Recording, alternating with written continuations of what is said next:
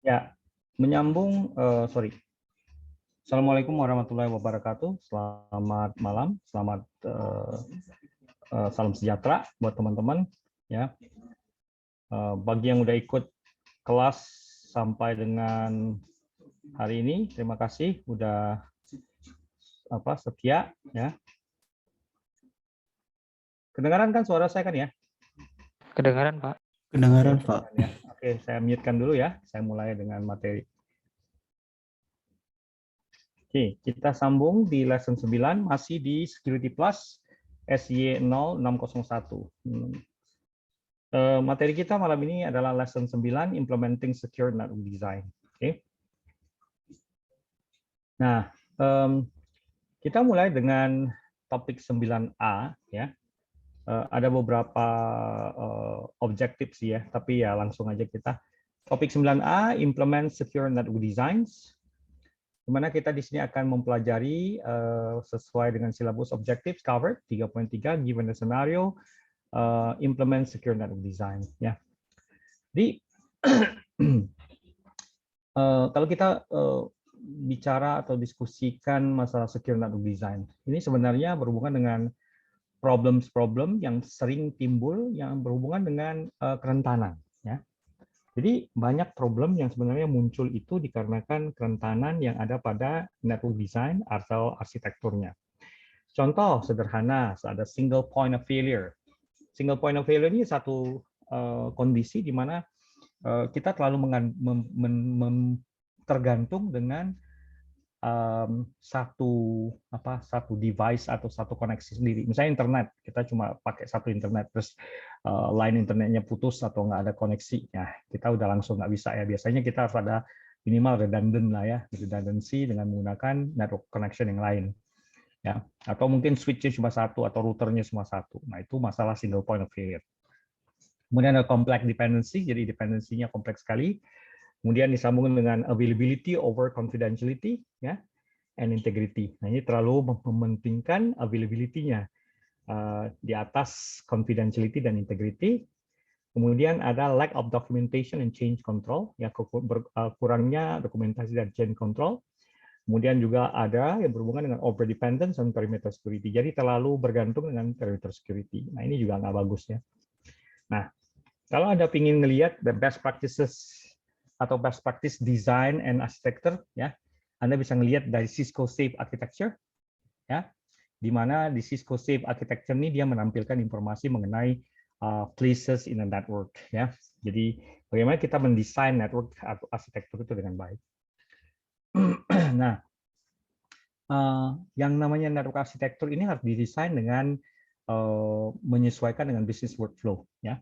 Contohnya untuk corporate network, kita desain akses yang untuk akses, misalnya akses ke file, folder, server, dan beberapa yang lain. Jadi kita mungkin butuh akses ke file server, print server, termasuk akses ke email mailbox server atau mail transfer server, ya, MTA-nya, ya, mail transfer agent, ya. Nah, juga jangan lupa bahwa kita mendesain network arsitektur dengan security itu juga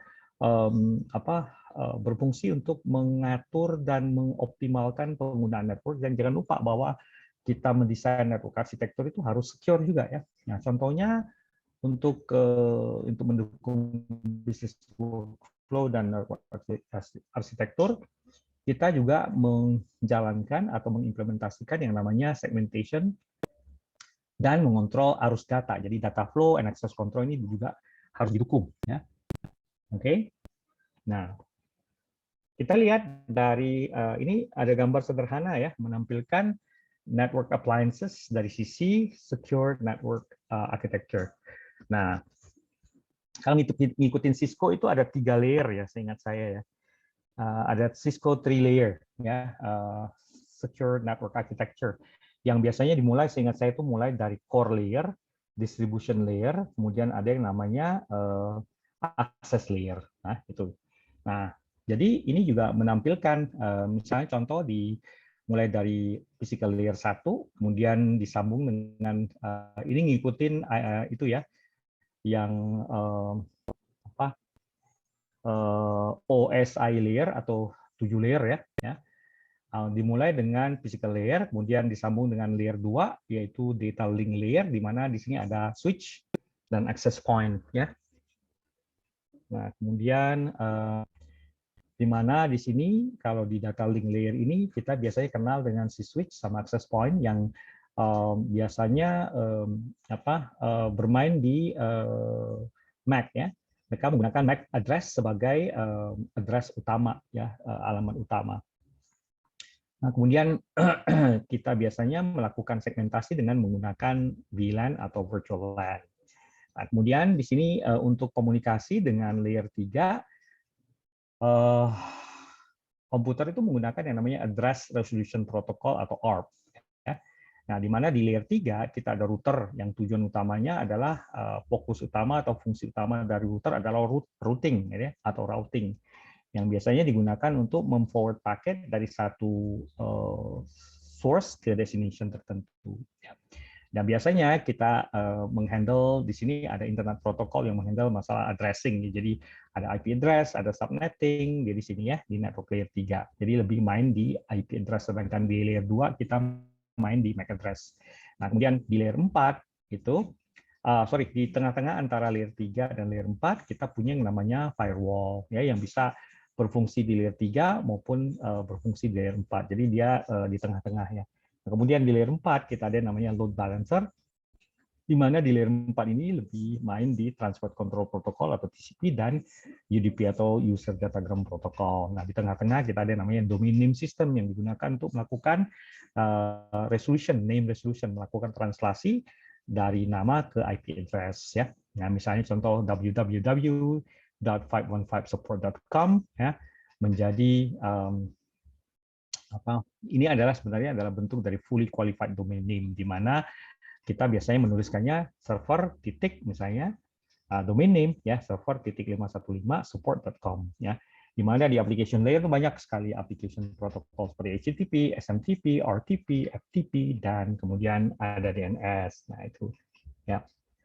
Ini diagram ini menggambarkan network appliances yang ada di layer 1 sampai layer 7 ya.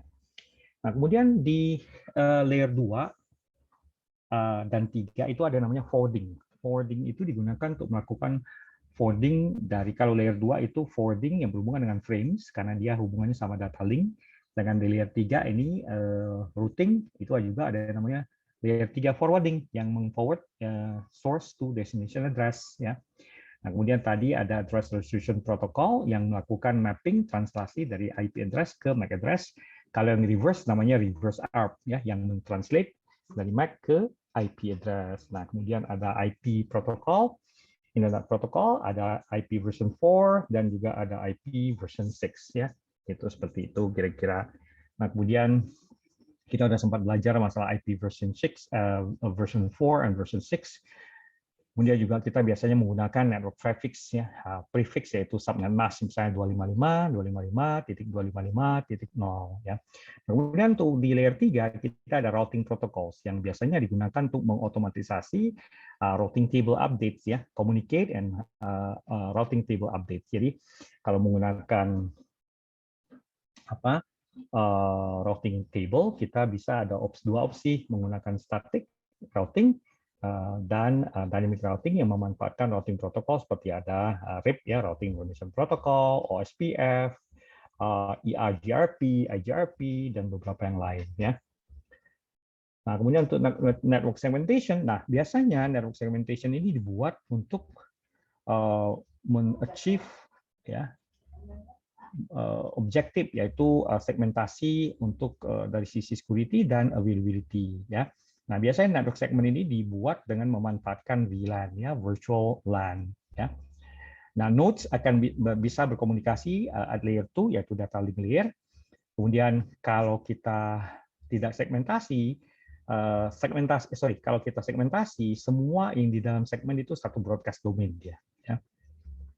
Nah, kemudian untuk mengimplementasi network segment, kita biasanya menggunakan VLAN ya, atau virtual LAN on managed switches ya, atau menggunakan si configure, ada yang tidak bisa dikonfigur yaitu unmanaged switches ya. Nah, sebentar, saya cek kayaknya komunikasi agak kurang bagus nih. Bentar ya. Kadang Indihome agak kurang, sinyalnya agak lelet ya. Oke, nah kemudian di layer 3 itu ada layer 3 subnet itu kita melakukan mapping subnet to VLAN ya. Nah, itu. Jadi segmentasi itu sangat penting sih sebenarnya. Daripada menggunakan flat network yang cuma sama rata, kita bisa menggunakan subnetting. Bisa kita menggunakan VLAN ya untuk memisahkan atau mensegmentasi network menjadi beberapa network yang kecil. Misalnya contoh sales network sendiri, marketing network sendiri, bagian HR network sendiri, dan mereka masing-masing istilahnya terisolasi ya. Nah, bisa VLAN ini bisa komunikasi dengan menggunakan routing ya. Jadi ada layer 2 routing ya atau layer 2 forwarding ya. Nah, kemudian selain itu juga ada network topology ya. Kita biasa desain network topology dengan menggunakan atau memanfaatkan yang namanya zones ya. Nah, network topology ini ada dua, bisa physical atau bisa logical. Nah, kalau physical biasanya ada port number ya. Sedangkan kalau logical topology biasanya gambarnya seperti inilah kira-kira ya sebelah kanan ini. Nah, kemudian kita ada zones. Zones represent isolated segment for hosts that have the same security requirement. Jadi ini bentuk luasnya dari VLAN. Jadi kalau bisa ada VLAN kita gabung jadi satu atau satu area tertentu yang biasanya digunakan untuk host yang mempunyai security requirements atau kebutuhan security yang sama. Misalnya contoh DMZ itu bentuk zone ya. Atau misalnya internal network ya, atau misalnya screen subnet atau disebut dengan DMZ, atau mungkin subnet zone yang menampilkan atau mengisolasi segmen tertentu, misalnya pengembangan aplikasi, jadi namanya development zone, testing zone, atau production zone ya. Traffic within zone is subject to filtering by a firewall. Biasanya komunikasi antara zones ini dikontrol atau difilter oleh si firewall. Jadi misalnya kalau kita punya tiga zone, ini nanti akan minimal kita harus punya kalau tiga berarti 1, 2, 3, berarti kita mesti punya at least 2 firewall ya. Nah, beberapa zone types yang ada, misalnya intranet atau disebut dengan private LAN, ada yang namanya extranet, biasanya yang berhubungan dengan wide area, kemudian ada yang namanya internet zone atau public. Ya.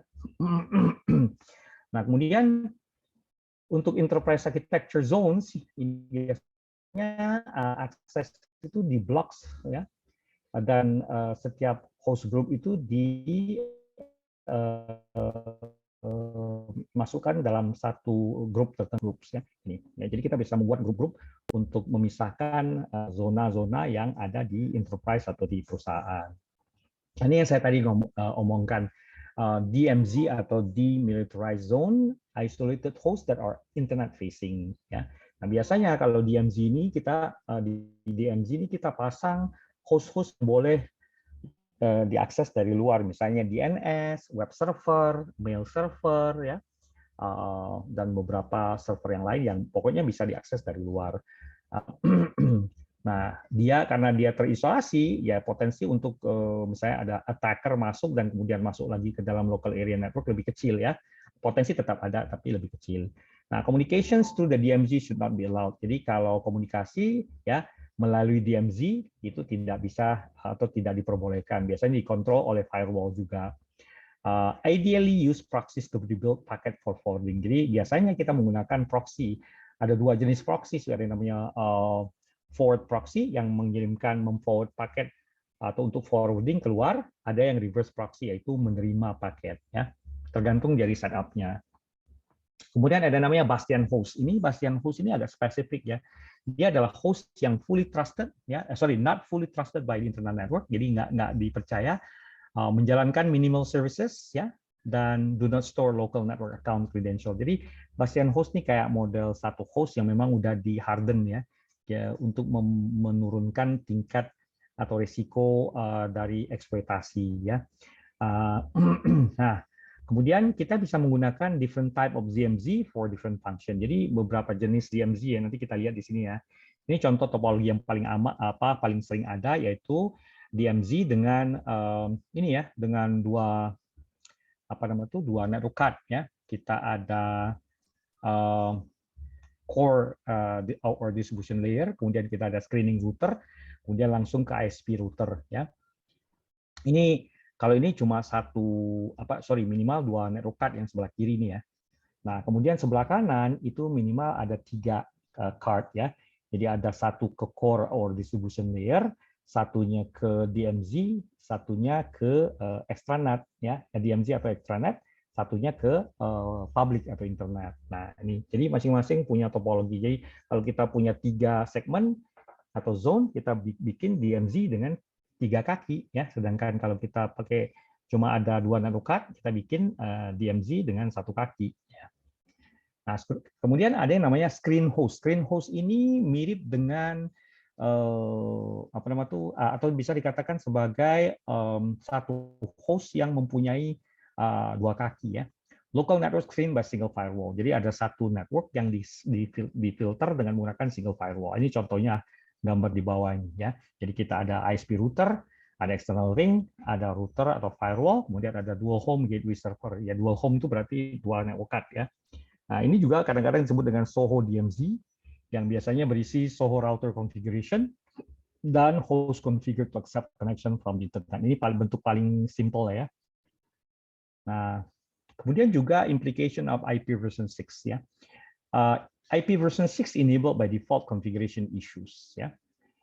Ada beberapa risiko juga ya, unmanaged configuration, risk of unmanaged configuration, dan IP version 6 specific attack vector. Jadi kalau memang IP version 6 kita tidak gunakan, sebaiknya sangat disarankan untuk disable atau mematikan support dari IP version 6. Karena kadang-kadang kita nggak ngelihat ya, tidak di-manage, justru dari situ masuknya ya. Nah, kemudian IP version 6 address space to appropriate security zone. Nah, ini kita biasa setel juga ya. Kita bisa mappingkan IP version 6 address space ke security zone yang sesuai. Jadi kita bisa main di dua IP, jenis IP version 4 dan IP version 6 ya. Memang semua operating system modern saat ini sudah mensupport IP version 6. Network devices seperti Cisco, TP-Link dan sebagainya, mereka juga sudah mensupport penggunaan IP atau implementasi dari IP version 6. Bahkan firewall juga sudah support ya. Kita bisa configure IP version 6 firewall roles ya. Typically no need for address translation. Nah itu. Jadi tergantung ya, kalau memang sudah support ya kita bisa enable dan kita bisa gunakan, tapi kalau seandainya tidak ingin digunakan kita bisa matikan ya. Nah, kemudian other secure network design consideration ya. Nah, sama kayak model data center ya, cloud design ya, itu juga mesti diperhatikan. Anda bisa lihat-lihat, baca-baca buku di beberapa buku atau bahkan dapat informasi dari internet bagaimana kita bisa mendesain data center dan cloud ya. Ada istilah east-west traffic dan north-south traffic ya. Nah, east-west traffic itu disebut dengan traffic antara server di dalam data center. Jadi antara server 1 ke server 2 ke server 3 itu namanya east-west traffic. Kemudian ada namanya north-south traffic yang digunakan untuk mengidentifikasi traffic yang masuk dan keluar dan masuk ke dalam data center. Nah, itu disebut dengan north-south. Nah, ini juga ada masalah ya antara north-south dan east-west. Problem for security inspection and filtering. Jadi harus melakukan inspeksi ya traffic yang masuk keluar di data center maupun di antara server, yaitu filtering dan inspeksi ya. Jadi kita butuh tools yang digunakan untuk menginspeksi dan menfilter traffic ya. Nah, kemudian ada istilah zero trust. Zero trust ini adalah satu model di mana model ini bilang do not rely on perimeter security. Kita tidak boleh terlalu tergantung dengan perimeter security. Kemudian zero trust juga mendefine continuous or context based authentication. Jadi mendefinisikan continuous dan context based authentication. Jadi autentikasi berbasis konteks ya.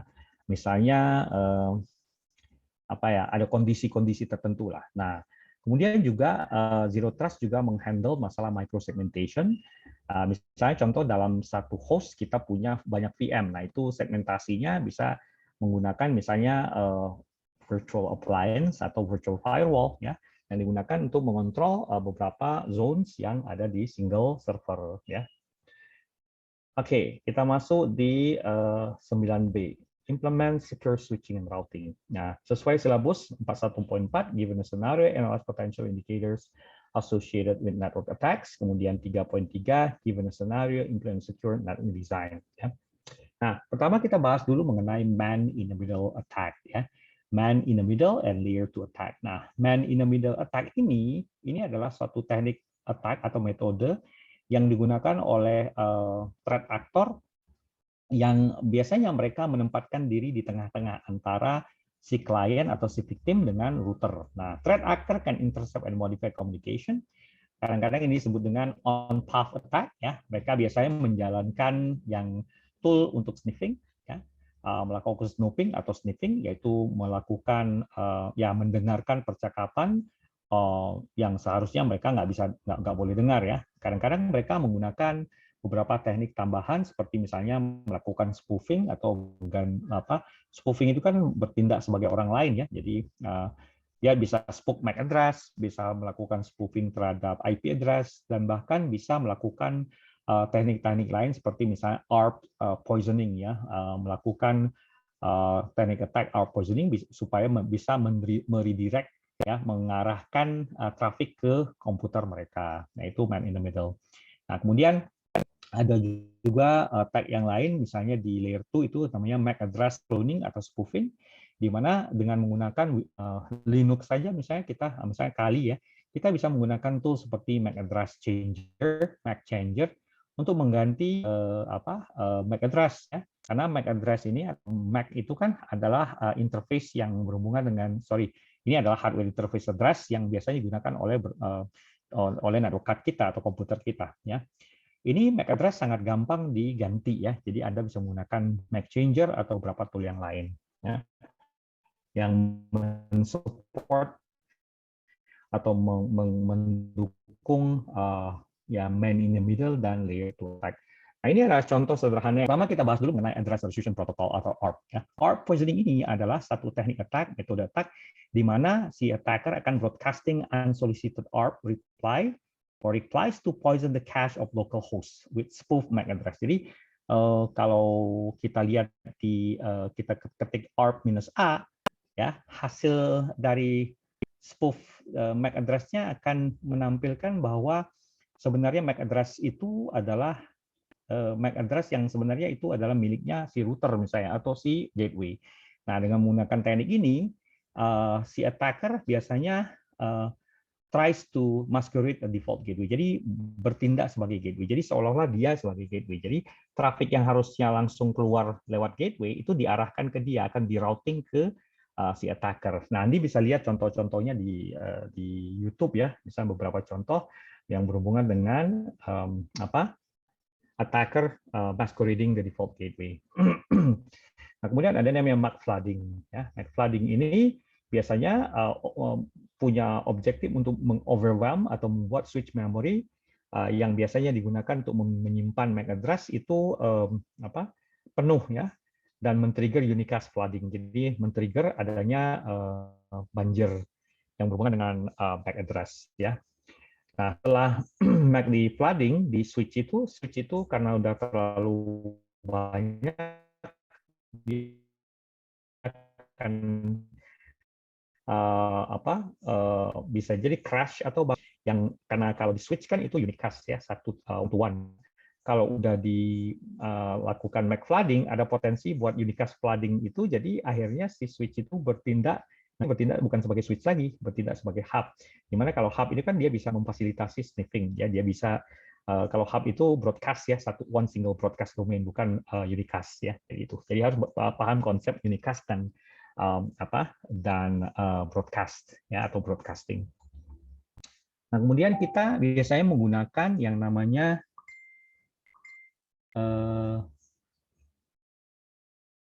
biasanya kita menggunakan STP Spanning Tree Protocol yang biasanya digunakan untuk memprevent loop ya.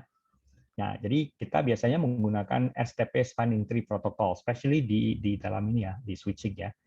Ini sebenarnya digunakan untuk broadcast storm prevention, ya. Broadcast and flooded unicast getting amplified as it loops continually around network. Ya, ini kadang-kadang terjadi karena switch nggak tahu nih dia harus listening, forwarding atau apa. Nah itu, jadi biasanya kita menggunakan STP, ya. Jadi switch itu ada yang namanya STP. Nah, dengan menggunakan STP ini sebenarnya si switch itu menggunakan yang namanya BPDU atau sebenarnya sih ada dua sih yang bisa digunakan, ya, STP Spanning Tree Protocol untuk preventing loop, kemudian bisa menggunakan yang namanya Bridge Protocol Data Unit Guard, ya, BPDU Guard, yang bisa dikonfigure the switch to defeat attempts to engineer a loop, ya. Kemudian port fast setting configured for access port, kemudian kita juga bisa disable BPDU Guard jika STP traffic is detected. Nah itu, jadi ada dua teknik untuk prevention, ya. Jadi menggunakan STP dan menggunakan yang namanya Bridge Protocol Data Unit Guard atau BPDU Guard. Nah, kemudian untuk physical port security dan MAC filtering biasa digunakan untuk koneksi yang berhubungan dengan misalnya unauthorized MAC address, ya. Kita bisa menggunakan physical port security, ya, dengan menggunakan teknik physical port security ini kita bisa secara physical disconnect unused ports and disable unused port via management interface. Jadi kita bisa setting di port security itu hanya MAC address tertentu yang bisa connect ke port yang ada di switch, ya. Nah ini juga bisa di set untuk dengan cara limiting and filtering, ya. Kita biasanya setting ini di switch itu sendiri, ya. Termasuk teknik lain yaitu DHCP snooping yang biasanya digunakan untuk melakukan inspeksi terhadap ARP, disebut dengan dynamic ARP inspection. Nah ini Anda boleh baca-baca, ya, apa yang dimaksud dengan port security, MAC address limiting, and filtering. Ya, biasanya tujuan utamanya sih sebenarnya adalah untuk memastikan bahwa tidak ada MAC yang unauthorized, harus semua yang authorized. Jadi kalau mau connect harus diregistrasi dulu MAC address-nya. Nah, kemudian selain itu juga ada di dalam secure network itu kita biasanya menggunakan yang namanya network access control, ya. Nah, ini sebenarnya adalah implementasi dari endpoint security or defense in depth, ya. Biasanya kita menggunakan IEEE 802.1x disebut dengan port based network access control yang biasanya mengenforce health policy. Jadi workstation atau client PC desktop kalau mau connect ke jaringan, ya, dicek dulu health-nya, ya. Biasanya ada agent, ya, menggunakan agent based, persistent atau non persistent, kemudian agentless biasanya melakukan scanning terhadap kondisi atau health dari workstation, ya, dengan menggunakan scanning software dan device pooling. Nah intinya sih sebenarnya gini, semua workstation atau semua desktop, PC, laptop yang mau connect ke network harus sehat. Harus ada antivirus. Kita bisa setel tuh konfigurasinya. Harus ada antivirus terinstall, harus diupdate sampai versi berapa, dengan menggunakan patch versi berapa, OS-nya dan sebagainya. Ini kita bisa kontrol dengan menggunakan network access control berbasis port base, ya, disebut dengan IEEE 802.1x. Nah ini bisa digunakan untuk network access control, local area network, jaringan biasa, kabel, jaringan wireless maupun yang untuk VPN. Nah, kemudian selain itu juga ada yang namanya route security. Nah, ini biasanya untuk route security kita menggunakan beberapa teknik. Misalnya kita menggunakan source routing, ya. Kemudian kita kontrol sources for routing table update, jadi nggak sembarangan bisa terima routing updates. Kemudian kita bisa prevent route injection juga dengan menggunakan berbagai cara. Saya nggak terlalu hafal sih kalau Anda menggunakan Cisco routers, atau Cisco switches, Anda bisa melakukan mensecure router Anda, ya, dengan yang pasti kalau router itu kita tetap harus melakukan update, ya, terhadap patches, maksudnya ya update terhadap versi-versi yang terbaru, ya, dari iOS atau Internet Network Operating System-nya, sehingga kalau ada masalah-masalah yang berhubungan dengan serangan, ya, atau vulnerability, kita bisa tahu dan kita udah bisa patching atau nambalnya, ya. Oke, nah itu. Nah Kemudian masuk di lesson 9C ya. 9C ini berhubungan dengan implement secure wireless infrastructure. Nah, yang namanya infrastruktur itu kan bukan cuma wired ya, jadi maksudnya yang kabel ya. Juga ada wireless. Nah, ini silabus objektifnya 1.4, given a scenario, analyze potential indicators associated with network attacks. Dan 3.4, given a scenario, install and configure wireless security settings. Nah, kalau untuk network installation, biasanya kita menggunakan beberapa metode sih, misalnya untuk memastikan bahwa maximum availability for legitimate access point. Contohnya, kita bisa menggunakan teknik atau metode site survey dan heat maps yang biasanya digunakan untuk menganalisa lokasi dan penempatan wireless access point atau WAP. Ya. Biasanya kita analisa dengan menggunakan beberapa tools seperti misalnya Wi-Fi Analyzer atau heat map, ya, menggunakan beberapa tool ya, yang juga menganalisa channel layout ya, kemudian juga kita untuk placementnya kita lihat ininya ya, dari sisi kalau kita wireless kan kita ada yang namanya service set identifier, ya, nama access point-nya, dan MAC address dari access point namanya BSS ID. Nah, ini ada baca-baca lagi tentang wireless ya. Kemudian termasuk juga adjacent channel interference dan beberapa hal yang lain. Ya, biasanya kita menggunakan Wi-Fi analyzer atau beberapa tool yang digunakan untuk menganalisa kekuatan sinyal, lokasi penempatannya harus bagus ya supaya semua itu bisa apa istilahnya dicapai oleh kliennya.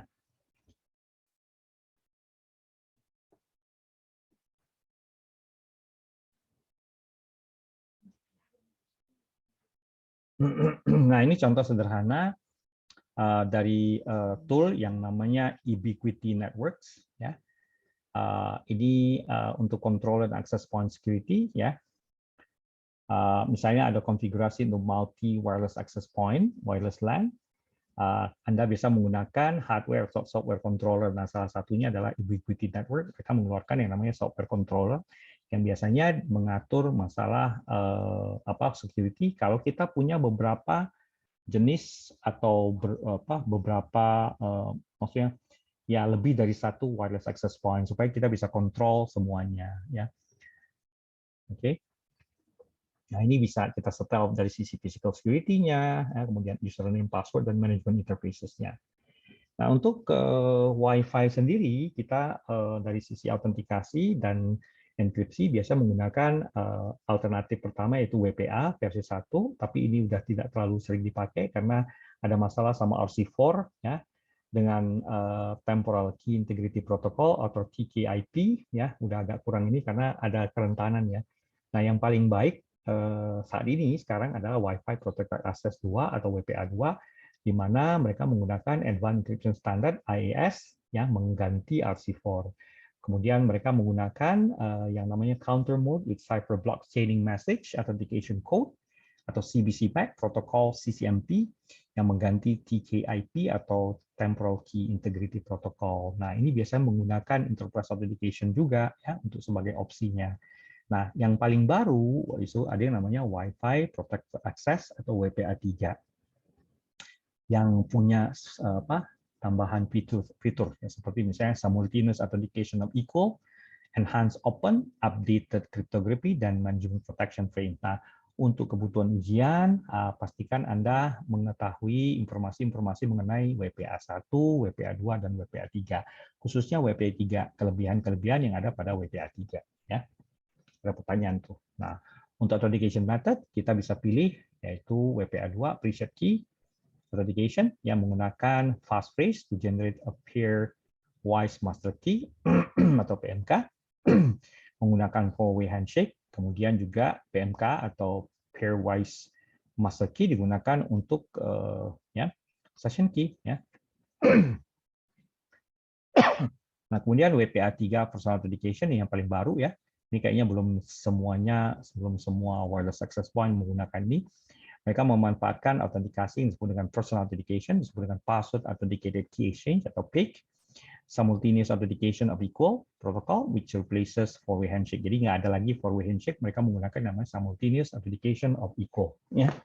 Nah, kemudian ada yang namanya Dragonfly handshake. Ya, ini berhubungan dengan SAE sih sebenarnya. Nah, Anda boleh baca-baca lagi tentang Apa yang dimaksud dengan Dragonfly Handshake? Nah, saya sendiri belum terlalu baca ya. Nah, kemudian kalau untuk Wi-Fi access point baru, biasanya kita menggunakan push button atau passcode atau di configuration of access point dan client.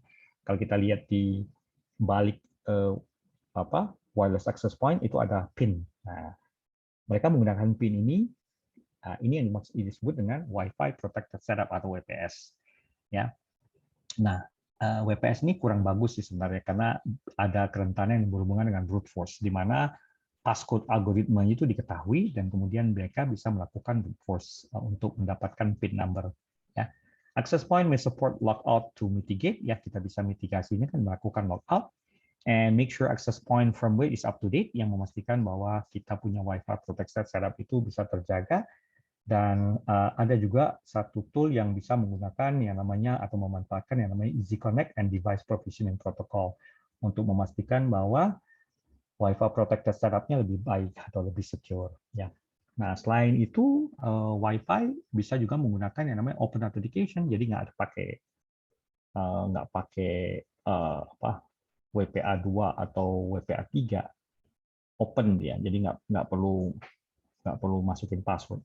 Kita bisa langsung connect. Nah, tapi nanti akan di redirect dengan menggunakan yang namanya captive portal. Ya, Anda bisa lihat ini di misalnya McDonald's, di restoran, di bandara, di mana Anda harus mengisi username sama password atau mengisi nomor HP Anda. Ya.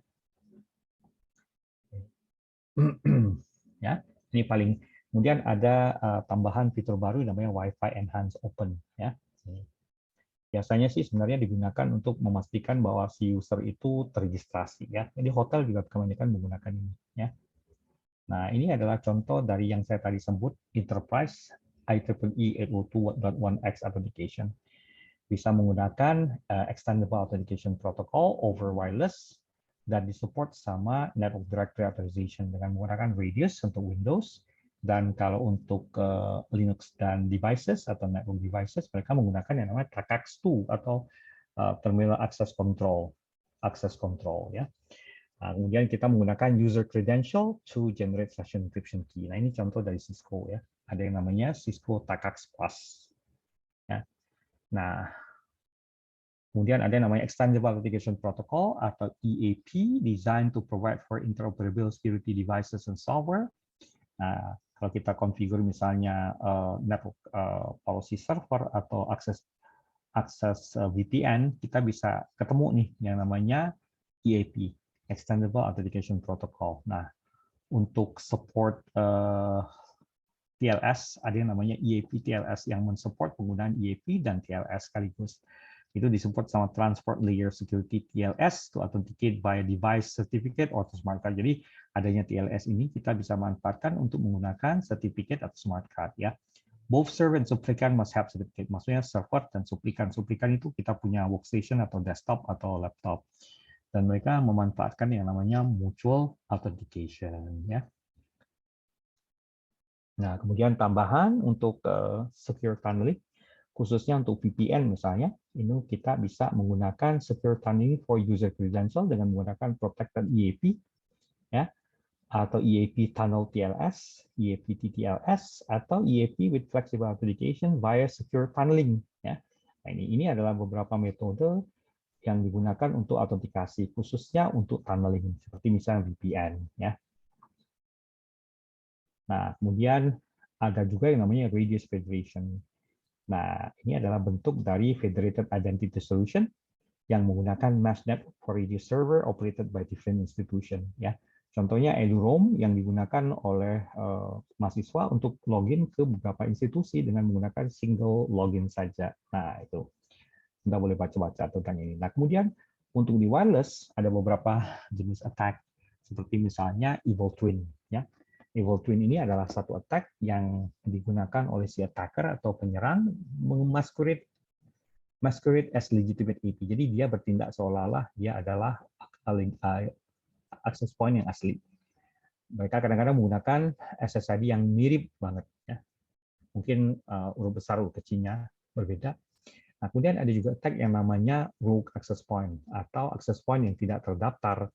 Ya, biasanya ini digunakan oleh attacker untuk membuat user itu terperangkap di tempat mereka. Nah, biasanya kita gunakan troubleshooting access point misconfiguration, ya, dan kemudian kadang-kadang kita harus disable unused devices and interfaces supaya kita tidak terjebak dengan rogue access point atau evil twin. Itu mirip-mirip sih sebenarnya, cuma bedanya yang satu bisa berbeda access point name-nya, sedangkan evil twin itu mirip banget. Nah, satu-satunya cara supaya kita tahu dan terhindar dari yang namanya rogue access point dan evil twin, kita menggunakan yang tool yang namanya Wi-Fi analyzers, ya. Banyak sih tool yang bisa kita gunakan, ya. Kemudian ada banyak jenis attack pada wireless. Kalau Anda masuk di misalnya Aircrack NG dokumentasinya, itu ada beberapa jenis attack yang paling sering, yaitu pertama di authentication attack, di mana attacker atau penyerang akan mengirimkan spoof di authentication packet, dan kadang-kadang dilanjutkan dengan denial of service dan assist other attack, ya, melakukan diautentikasi. Nah, kemudian ada yang namanya disassociation. Ya, mirip dengan deauthentication, tapi akan menyebabkan workstation asli itu disassociate atau lepas koneksi dari wireless access point. Ya. Kemudian kita juga bisa menggunakan beberapa teknik, misalnya melakukan konfigurasi dengan menggunakan management frame protection. Ya. Ini ada di 802.11w. Ini versi terbaru sih, ya, dari wireless access point atau wireless standard kita. Ya. Nah, kemudian beberapa jenis attack yang berhubungan dengan IB atau initialization factor. IB ini sebenarnya digunakan untuk meng-create key sebenarnya yang unik, tapi ya ini bermasalah, ya. Dan Anda bisa menggunakan beberapa teknik seperti namanya crack key reinstallation yang dipergunakan untuk melakukan attack terhadap IB. Contohnya yang ada di WEP, Wired Equivalent Protocol, ya. Nah, kemudian juga ada attack yang namanya jamming.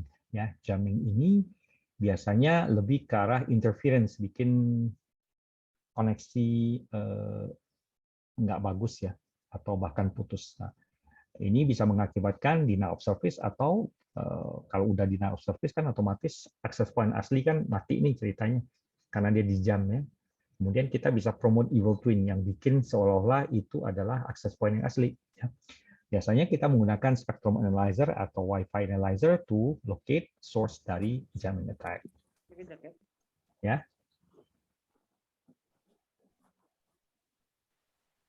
Oke. Nah,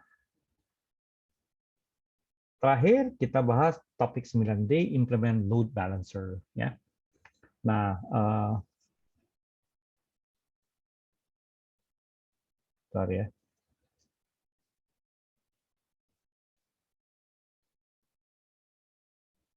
Ya. Silabus objektif ada 2. 1.4, given the scenario, analyze potential indicators associated with network attacks. Kemudian given the scenario, implement secure network design. Ya.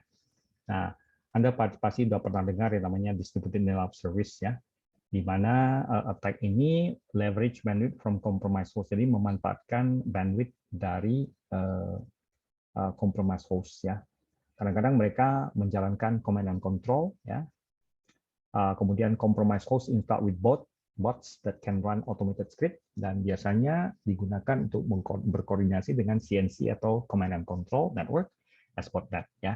Nah, tujuan utama dari DDoS, distributed denial of service, adalah mengoverwhelm atau memenuhi superior bandwidth, ya. Jadi dengan menggunakan number of bots, ya. Intinya ya kadang-kadang bisa bikin target dari attack ini crash, ya. And consume resources with spoof session request, ya. Kadang-kadang mereka menggunakan yang namanya sync flood untuk memenuhi session request sehingga si target nggak bisa diakses, ya.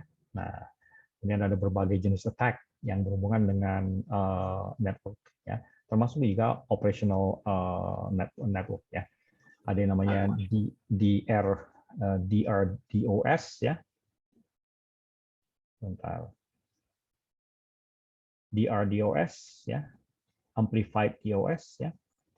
Ada juga yang namanya amplified sync flood yang tujuan utamanya ya sama sih sebenarnya, lebih ke arah distributed denial of service, ya, atau disebut dengan distributed reflection of DOS, ya, distributed denial of service.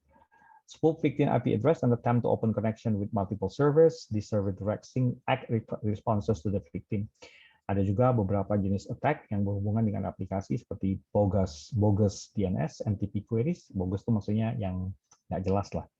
Direct response at victim, kemudian queries can be reconstructed to generate large response packet. Nah, kemudian selain itu di OT atau disebut dengan Operational Technology Network, ada juga di OS yang mentargetkan embedded system, ya, sistem yang sudah jadi, ya, seperti misalnya banyak sih embedded system, contoh TV, ya, itu ada embedded system, atau bahkan Android itu juga embedded system, ya, firmware-nya sendiri, ya.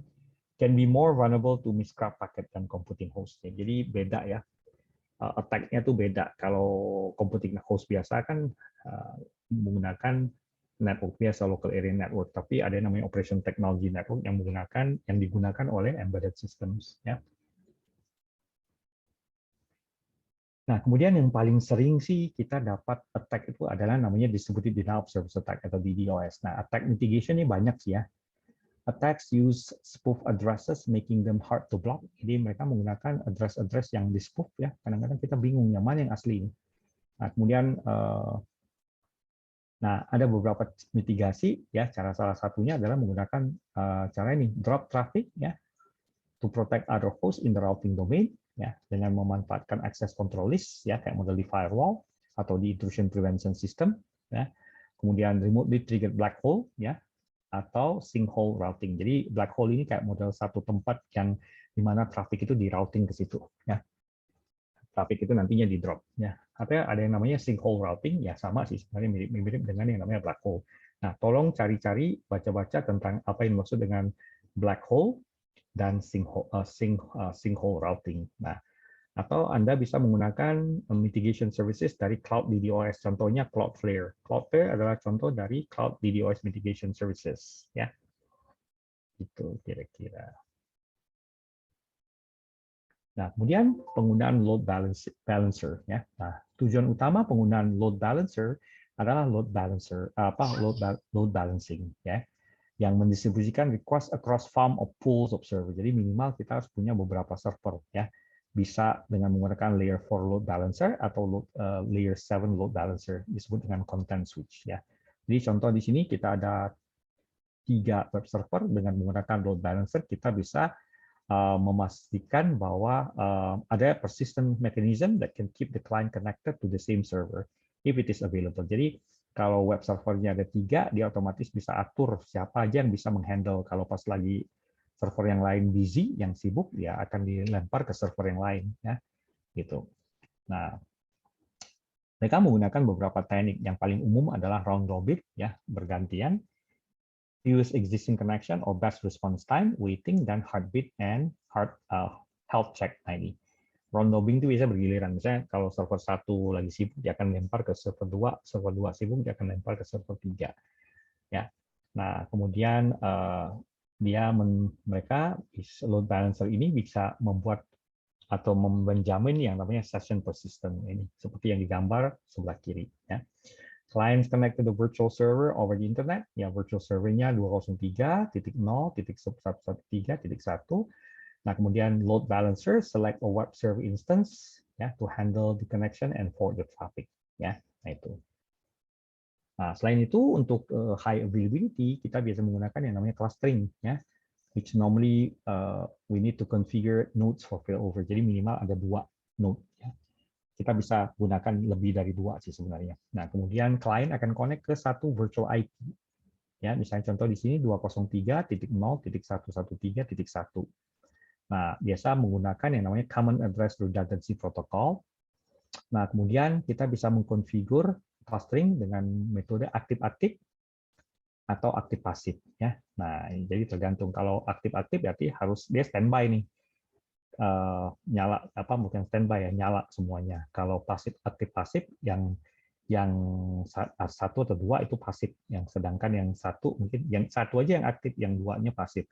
Kalau aktif-aktif semuanya nyala. Ya, paling bagus sih aktif-aktif, karena begitu ada masalah dia langsung switch ke node yang paling tidak sibuk, ya. Nah, ini contoh sederhana load balancing service configured as active passive cluster. Kemudian node in the same cluster are connected by internal IP and redundancy protocol. Ini ada load balancer cluster. Kemudian di active node response request on the virtual IP. Nah, ini akan otomatis redirect traffic ke server yang available. Ya. Nah, ini ada juga yang namanya application clustering yang menggunakan stateful fault tolerance. Ya. Jadi banyak cara ya untuk memastikan, dan biasanya server-server ini yang dimasukkan sebagai atau dikonfigur untuk clustering biasanya web server, mail server, atau bahkan server-server yang butuh real time, ya, real time protection. Ya. Nah, kemudian juga quality of service. Ya, biasanya tujuan utama dari quality of service ini sendiri adalah memprioritasikan traffic. Contohnya ada traffic yang untuk voice, ya, untuk voice atau untuk data, ya, dan untuk data yang berhubungan dengan karakteristik, misalnya ada bandwidth, ya, atau latency. Nah, bahkan kita bisa set policy-nya, ya, yang mana yang harus didahulukan, apakah voice atau data, ya. Tapi ya kembali lagi tetap ada masalah sama yang namanya traffic attack, ya, atau network attack, yaitu denial of service and trust boundaries, ya.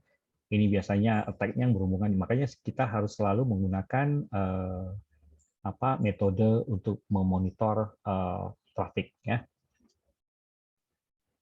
Oke, jadi di lesson 9 tadi kita udah banyak belajar ya tentang load balancer, tentang secure network design, tentang wireless network design, arsitektur, dan beberapa yang lain, ya. Oke. Saya buka waktu untuk bertanya, silakan. Kira-kira siapa mau nanya?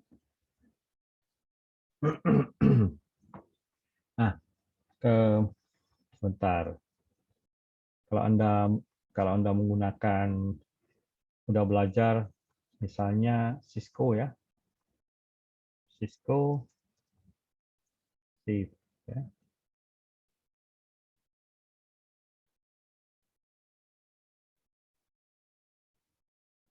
Nah, itu ada yang namanya design zone for security.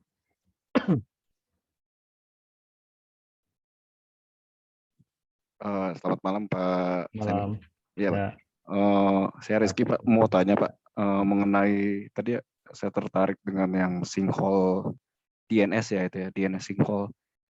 Itu tuh penyebabnya apa ya, Pak? Mungkin mohon maaf, saya masih agak awam di Bukan DNS sinkhole sih, untuk DDoS.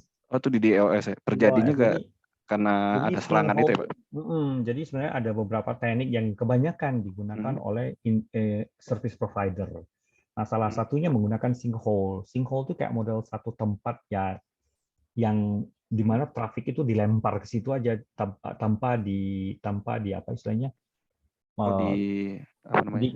Kayak kita ini ingat kalau kita belajar tentang tata surya tuh ya, atau ada yang namanya satu ya kayak model black hole, ya, kayak Black hole. Itu kayak gitu. Jadi dilempar ke dalam sinkhole atau black hole itu supaya traffic, kan kalau di DOS kan dia trafficnya banyak, paketnya banyak sekali, ya.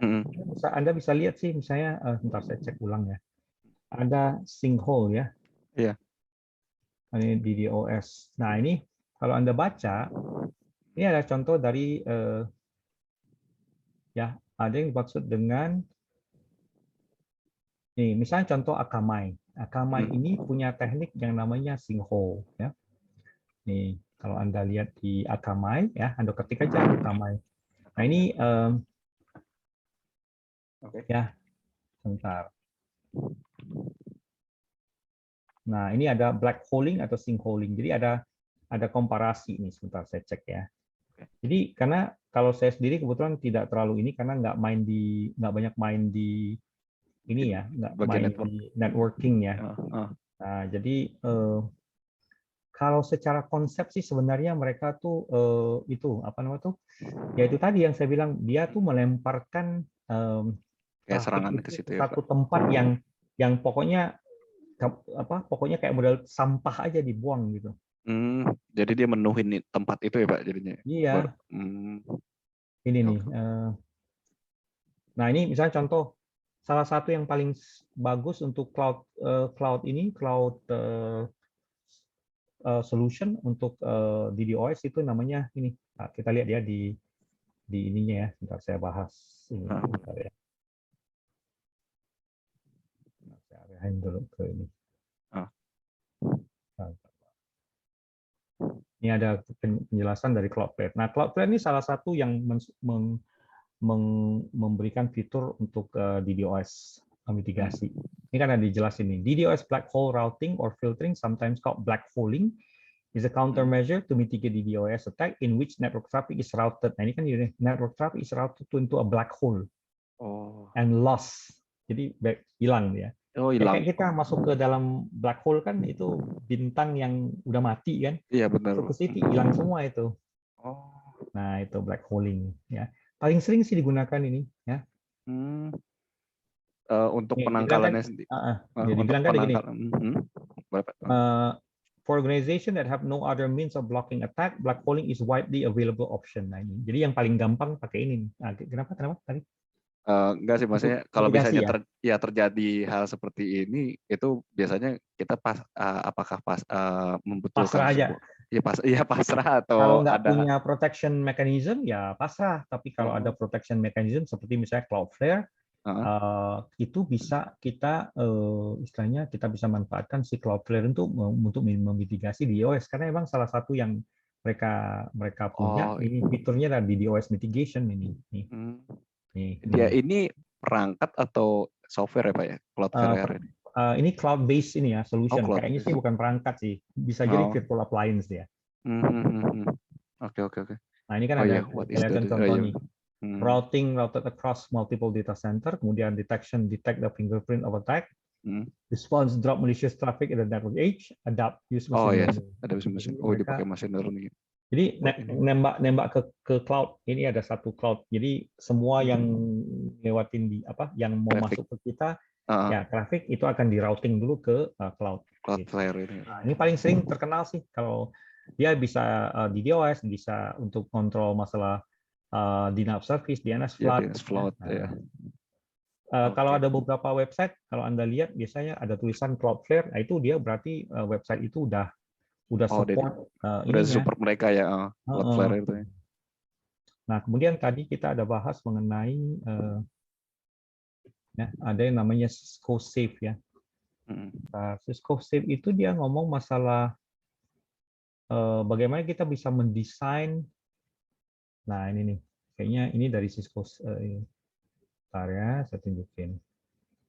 Ini saya download dari Cisco Small Branch Office Capabilities. Nah, ini mereka ngedesain network-nya gimana. Ini bisa lihat di sini nih. Arsitektur face-nya komplit nih. Anda download aja, ketik aja Cisco Safe, SAFE SAFE. Safe. Ya. Nah, jadi bagaimana kita ngedesain apa aja yang attack vektornya kan kelihatan di sini. Human Device Network Attack Surface-nya. Nah, ini digambarkan semua nih. Cukup bagus nih ini. Ya, sama dia mapping mapping business flow. Nah, itu. Cukup detail nih ininya.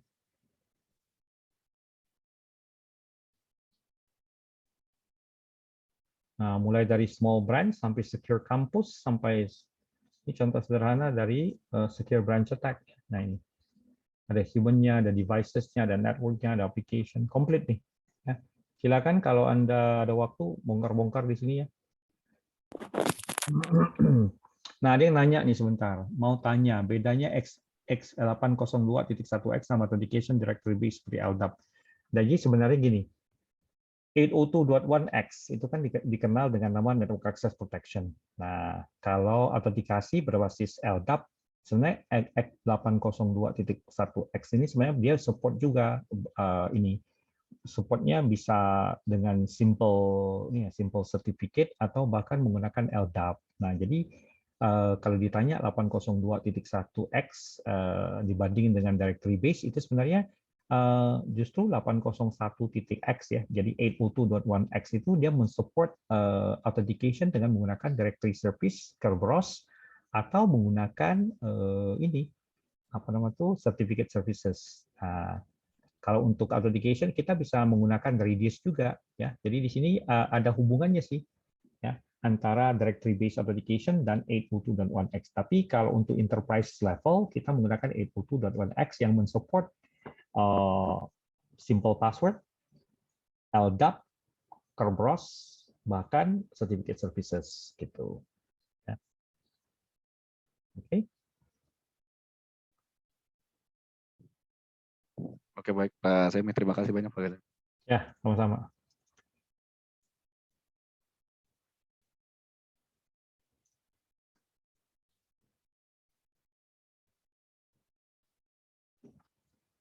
Oke, yang lain ada teman-teman yang mau nanya lagi?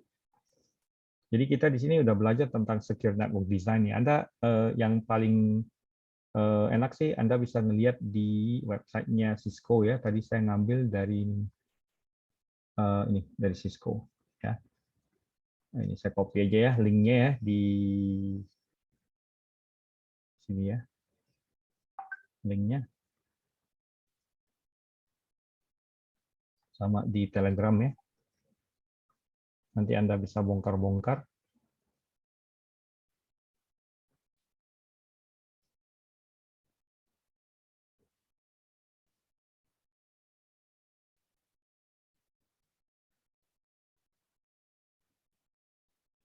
Ya, oke. Terus saya lihat lagi ada pertanyaan apa lagi nggak?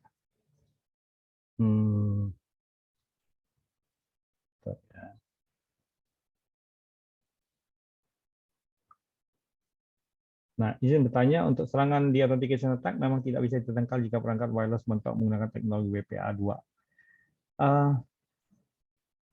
Kalau yang di authentication ini, seingat saya, mau dia pakai WPA2 masih tetap bisa kena ya, yang di authentication attack. Karena di authentication itu sebenarnya kayaknya handshaking-nya aja sih ya. Jadi nggak bisa dimitigasi. Karena mau pakai, saya belum tahu sih ya kalau WPA2 WPA3 ini bisa mitigasi di authentication nggak. Setahu saya yang bisa yang bisa dimitigasi adalah kalau WPA2 masih bisa diserang dengan menggunakan di authentication attack ya. Sebentar, kalau saya lihat di sini bentar ya. Kalau saya ininya apalah aircrack NG ya. Dia ini ada dokumentasi ya. Main documentation. Nah ini. Jadi ada beberapa teknik.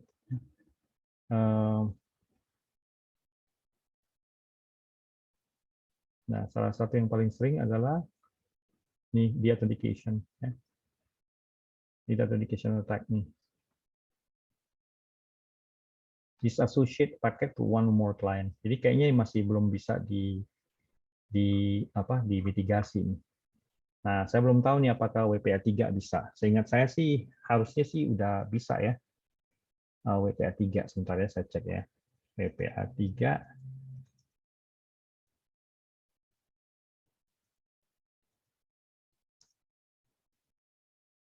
saya cek.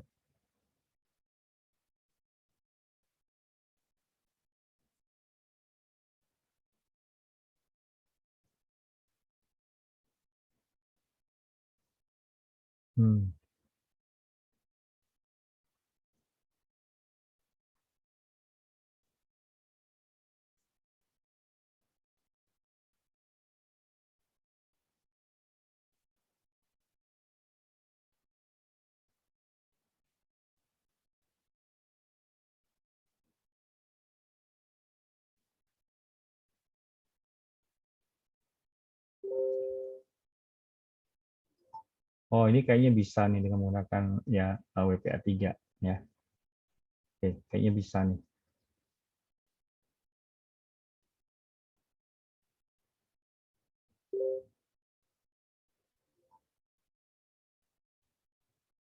Oke, kayaknya bisa nih ya. Nanti kita coba lihat lagi ya. Oke, silakan kalau ada yang lain mau nanya lagi, boleh di chatting. Ya. Kalau tidak ada, nanti baca-baca bukunya lagi ya. Bukunya kan bisa download dari link yang kemarin-kemarin ya. Coba lihat ya. Ada link yang kemarin-kemarin. Dan ini kan hari Jumat ya. Saya usahakan kalau bisa. Sebenarnya sih masih ada beberapa beberapa materi lagi untuk Security Plus. Cuma masalahnya adalah waktu untuk membahas Security Plus ini lumayan panjang kan soalnya. Jadi saya juga bingung nih bagaimana ya kalau kita cek satu-satu takutnya nggak cukup waktu ya. Jadi mungkin saya akan kasih sebagai ini ya, sebagai self study ya, belajar sendiri. Saya lihat lagi ya. Masih banyak ini, ada Security Plus ini sampai modul ke 21 ya.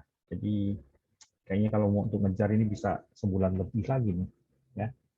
Nah, jadi saya pikir nanti yang lesson berikutnya itu Anda pelajari aja self study ya. Jadi maksud saya mungkin nggak harus nunggu materi dari saya, nanti saya kasih waktu untuk Anda self study, kemudian kita lanjutkan dengan melakukan testing dengan menjawab kuis-kuis ya. Karena untuk ngejar sampai 21 modul, saya sendiri kalau ngajar Security Plus 5 hari itu paling maksimal bisa sampai modul 14 ya. Modul yang lain tuh banyak kan saya kasih untuk self study atau baca sendiri ya. Nah, mungkin untuk teman-teman ya bisa jadi nanti ini hari Senin saya kasih mock test ya. Jadi Senin saya kasih kayak bisa cukup waktu nggak ya kalau Senin? Ya Senin ya, Senin nanti latihan soal ya. Latihan soal dulu lah. Latihan soal Security Plus. Ya. Nah, ini saya kasih sekitar 100 sampai 200 soal ya. Jadi nanti hari Senin saya kasih ini ya, latihan soal ya. Nah, kemudian nanti hari Senin latihan soal. Kita latihan soal aja lah hari Senin ya. Ya, teman-teman. Halo. Baik, Pak. Ya, kita latihan soal hari Senin ya. Nanti saya kasih beberapa contoh soal. Nanti habis itu saya kasih mock testnya ya. Mock testnya mungkin hari Rabu. Nanti habis itu baru kita masuk. Jadi target saya kalau bisa minggu depan kita udah masuk ke Pentest Plus. Oke, baik, Pak. Mungkin sekitar Rabu atau Jumat kita masuk ke materi Pentest Plus. Pentest Plus ini yang versi baru ya, PT 0002. Oke, jadi siap-siap untuk ininya Pentest Plus ya. Untuk hari ini sementara itu dulu dari saya ya. Insya Allah kita bisa jumpa lagi besok. Kita ada sharing session ya. Mudah-mudahan kita bisa sambung ada sharing session lagi ya. Nanti saya update ya besok pagi. Nanti saya akan diskusi kira-kira apa yang mau didiskusikan besok malam nih. Saya sambil cari ide juga ya. Oke, sementara itu dulu saya pikir ya. Sampai jumpa lagi nanti besok ya. Mudah-mudahan bisa sharing session untuk materi yang di luar security atau berhubungan dengan security ya. Oke, selamat malam semua. Assalamualaikum warahmatullahi wabarakatuh. Waalaikumsalam warahmatullahi wabarakatuh. Terima kasih Pak Semi, sehat selalu Pak. Terima kasih. Selamat malam Pak. Terima kasih. Assalamualaikum. Waalaikumsalam.